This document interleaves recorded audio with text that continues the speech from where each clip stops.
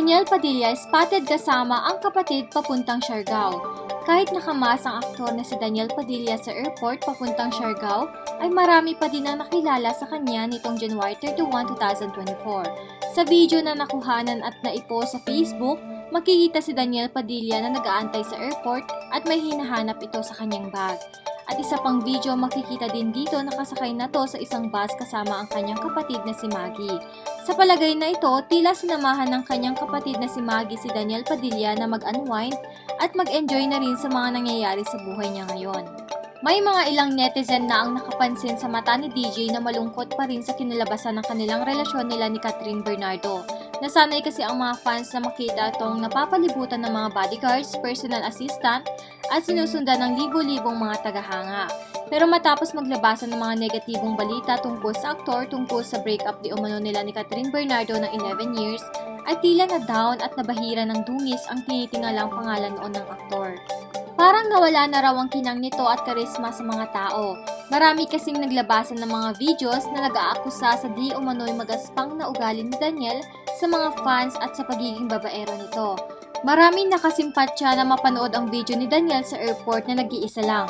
Bagamat may nakapansin na nasa tabi ni Daniel tila mayroong dilaw na bag. Base sa mga netizen, pag nag-move on daw sa Siargao laging pinupuntahan. Narito ang mga komento ng mga netizen. Yun ngang naghihiwalay, nag-move on na. Bakit mga bitter kayo? Tama na issue, nagpapagulo lang kayo. Kung sila panikat, sigurado magkasama silang dalawa. Kinakawawa na talaga si DJ. Pero trabaho kasi nila yun pag artista, handang tanggapit ang mga bashers sa Pinas kapag gumawa ka ng kamalian.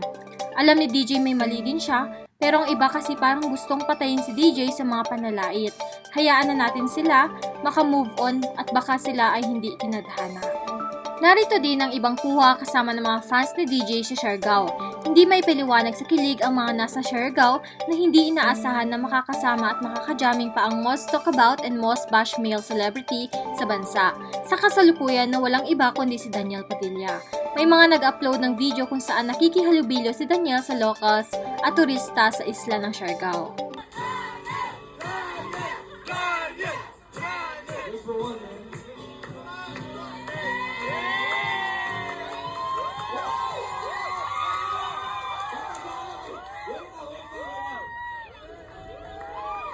Wala itong kasama kahit isang kaibigan.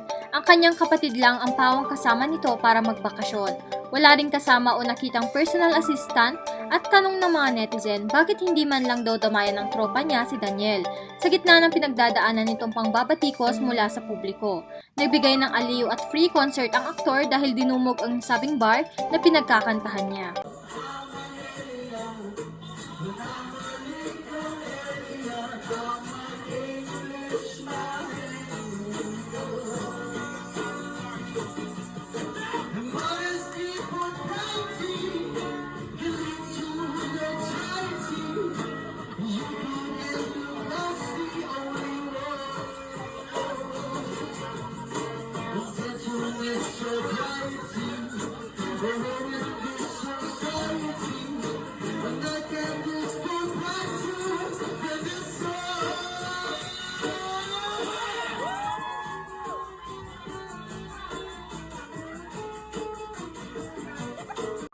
Wala pa rin kupa si Daniel, malakas pa rin ang karisma.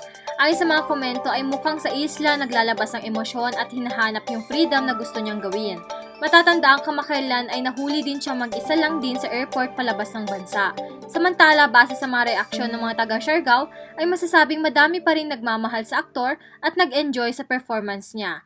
Sabi ng mga netizen, kailangan niya munang huminga sa showbiz at magmuni-muni. At nang luminaw ang kanyang pag-iisip matapos ang nangyari na masalimuot sa buhay niya nitong araw o nakaraang linggo. Matatanda ang hindi nito dinedepensahan ang sarili niya sa mga aligasyong binabato sa kanya, na binastos niya ang mga fans na nagpapapicture sa kanya. At ang huli ay ang pagiging mahilig nito sa babae. Anong masasabi niyo sa kalagayan ni Daniel ngayon at magmo-move on na nga ba ito? Comment down your thoughts below. Don't forget to like and subscribe for more latest trending news from us, and thank you for watching!